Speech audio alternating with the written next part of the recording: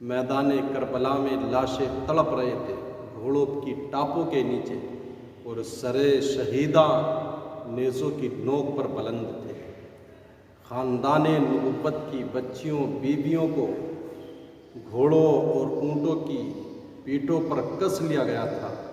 اور اس ایسے عالم میں پھر اس قافلے کو کوفہ اور کوفے سے دمشق اور یزید کے دربار کی طرف لے جایا جاتا ہے۔ ابھی بھی یزید یہ سمجھ رہا تھا کہ زین العابدین گھبرا کر زخموں سے چور ہیں، مصیبتیں آلام ان کے اوپر پہنچی ہیں، اب یہ گھبرا کر ان چیزوں سے میری بیعت کر لیں گے تو پھر بھی میں کامیاب ہو جاؤں گا، فاتح میں کہلاؤں گا۔ لیکن اسے کیا معلوم تھا کہ زین العابدین کی رگوں میں بھی خون علی ہے، خون حسین ہے۔ تو اب جب اس قافلے کو لے کر اس کے خاص لوگ اس کے دربار میں پہنچتے ہیں، تو یزید کے دربار میں جب پہنچے تو یزید کہنے لگا، یہ بتاؤ تم کربلا سے لے کر یہاں تک ان لوگوں کے ساتھ آئے ہو، یہ ان پر غموں پر غم پہنچے ہیں، اور یہ لوگ بڑی پریشانیوں سے مصیبتوں ہوتے دو چار ہوئے ہیں، ان کی حالت کیسی ہے؟ تو اس کے معتمد خاص اور اس کے جو مقربین اور خاص لوگ تھے انہوں نے بتایا یزید سے، انہیں ذرہ برابر بھی اس چیز کا احساس نہیں ہے، انہوں نے نیزوں کی نوک پر بلند یہ شہیدوں کے سر بھی دیکھے، کربل میں تڑپتے ہوئے لاشیں بھی دیکھے،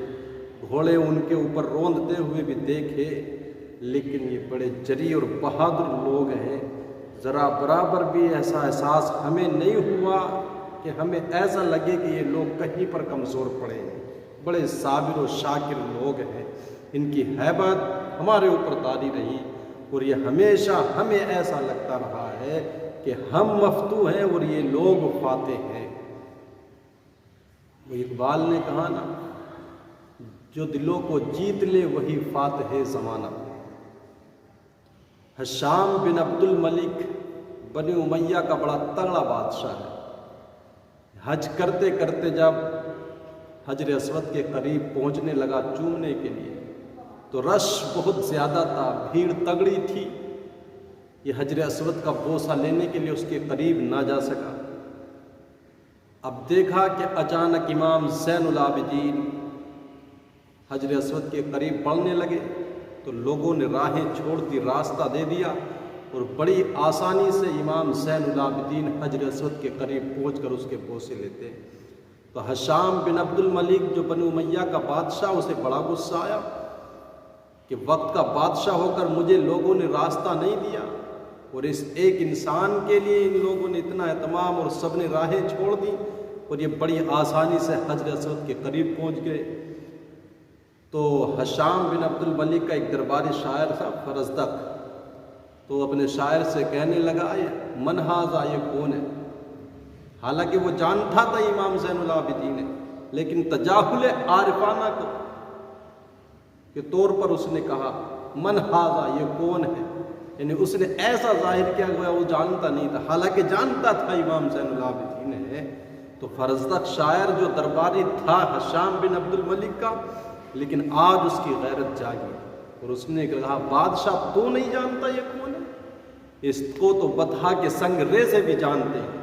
اس کو فرش والے بھی جانتے ہیں، اس کو عرش والے اور افلاک والے بھی جانتے ہیں، یہ فاطمہ کا بیٹا، علی کا شہزادہ، نبی کا نواسہ ہے۔ اور بادشاہ سے پھر اس نے امام کی شان میں ایک قصیدہ لکھا، اور پھر فرزدق درباری شاعر ہے بادشاہ کا، لیکن آج غیرت جاگی ہے، زندگی کٹی اب تک بادشاہوں کی غلامی کرتے ہوئے، لیکن آج غیرت جاگی اور امام کی شان میں قصیدہ لکھا، اور بادشاہ سے کہنے لگا، بادشاہ تو نہیں جانتا یہ کون ہے، اس کو دنیا جانتی ہے۔ اور کہا، من ھذا، تیرا کہنا، تیرا نکرہ کرنا اس معرفہ کو نکرہ نہیں کر سکتا، تیرا من ھذا کہنا، یعنی تو نے ایک عام آدمی سمجھا ہے، جب اس کی شان ایسی ہے دنیا اس کو جانتی ہے، کہا تیرا نکرہ کرنا کبھی اس معرفہ کو نکرہ نہیں کر سکتا، یہ معرفہ ہمیشہ معرفہ ہی رہے۔ تو درباری شاعر تھا فرزدق ہشام بن عبد الملک کا، اس کو بڑا غصہ آیا کہ بات اس کی کرتا ہے، تو اس نے اب اس کو ایک بند کنویں میں قید کرا دیا گیا۔ جب امام زین العابدین کو معلوم ہوا تو آپ نے اظہار محبت کے طور پر ایک اشرفیوں کی تھیلیاں فرزدق شاعر کے لیے بھیجی۔ خادم جب لے کر کے پہنچا کہ امام نے یہ تحفہ بھیجا ہے، تو فرزدق نے چوم کر آنکھوں سے لگا لیا اور پھر واپس خادم کے حوالے کر دی اور کہا جا کر کہ امام زین العابدین سے میرا سلام کہنا اور کہنا ان چند ٹکوں کے لیے تو میں نے آج تک پوری زندگی بادشاہوں کی غلامی اور قصیدے پڑھے ہیں، آج جو میں نے آپ کی شان میں قصیدہ پڑھا ہے وہ ان چند ٹکوں یا اشرفیوں کے لیے نہیں پڑھا ہے بلکہ آپ کے نانا جان کی شفاعت کے لیے پڑھا ہے۔ تو کہا نا امام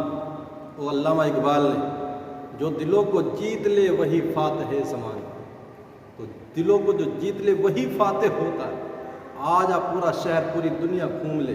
کوئی آپ کو شمر نام کا شخص نہیں ملے گا، کوئی خولی نام کا نہیں ملے گا، ابن زیاد کا نام کا کوئی نہیں ملے گا، یزید کے نام کا کوئی شخص نہیں ملے گا۔ اور بات ہو اگر امام کے نام پر تو حسین کے نام پر مجلس میں سینکڑوں ہزاروں مل جائیں، شبیر کے نام پر کتنے کھڑے ہو جائیں گے، زین العابدین کے نام کے کتنے لوگ آپ کو ملیں گے۔ وہ کہانا اس سے بڑھ کر اور تجھے کیا محبت اے فراز چاہیے، ماؤں نے تیرے نام پر اپنے بچوں کے نام رکھ دیے۔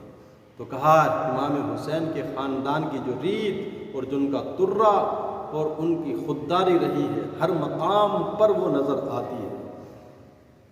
اور ایسی نظر آتی ہے کہ دنیا اس کی مثال پیش نہیں کر سکتی ہے۔ وقت کا ظالم حکمراں سامنے ہو لیکن بچے بھی جرات کے ساتھ اس کا مقابلہ کرنے کی کوشش کرتے ہیں، اور بہادری اور ایثار اور لوگوں کو معاف کر لینا اسی گھر کا ترہ رہا ہے، اسی گھر کا اظہار ہے، اسی گھر کا منصب ہے۔ فرمایا گیا ہے کہ کربلا کے بعد میں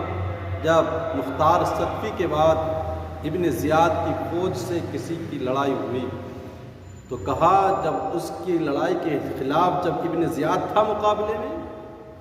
تو نہر فرات کے قریب جب دیکھا کہ اب بھگنے کے علاوہ کوئی اور چارہ نہیں تو گھوڑے کو ایڑ لگا کر کے یہ بھاگنے لگا اور گھوڑا دوڑاتا گیا، پیاس کی شدت ہوئی، حلق سوکھ کے کانٹا ہو گیا۔ تو بہت دور جانے کے بعد اس نے دیکھا کہ ایک بیابان جنگل میں ایک خیمہ لگا ہوا ہے۔ خیمے کے قریب جا کر کے اس نے اپنے گھوڑے کو روکا، خیمے کا پردہ ہٹایا تو منظر کیا دیکھتا ہے کہ اس خیمے کے اندر امام زین العابدین مصروف عبادت ہے۔ اب یہ کھڑا رہا، اس نے پانی کا مطالبہ کیا، امام زین العابدین نے اس کو پانی کا پیالہ بھر کے دیا، شدت کی پیاس تھی، پی گیا، پھر اور طلب کیا، آپ نے پھر دیا، پھر اور مانگا تو اور تیسرا پیالہ پیش کیا۔ اب پانی پی لینے کے بعد اب تک سمجھ رہا تھا شاید امام نے مجھے پہچانا نہیں ہے، لیکن اسے کیا معلوم تھا، تو کہنے لگا شاید آپ نے مجھے پہچانا نہیں حضرت۔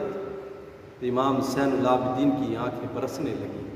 آنسو ٹپکنے لگے، کہا بدبخت تجھے نہیں پہچانوں جس نے میرا گھر ہی اجاڑ کے رکھ دیا ہے۔ تو کہنے لگا حضرت اگر پہچان ہی لیا ہے تو پھر یہ 3 پیالے لبالب بھر کے مجھے کیوں پلائے ہیں؟ آپ کو تو پھر میرے چہرے پہ تھپڑ مارنا چاہیے تھا اگر پہچان لیا تھا۔ تو اب سن حسین کے خاندان کی ریت۔ امام زین العابدین نے فرمایا بدبخت جب ہم تمہارے یہاں آئے تھے جو تم نے سلوک کیا وہ تمہارے خاندان کی ریت تھی، اور جب تو اب میرے یہاں آیا ہے تو جو مجھے سلوک کرنا ہے یہ میرے خاندان کی ریت و رواج ہے۔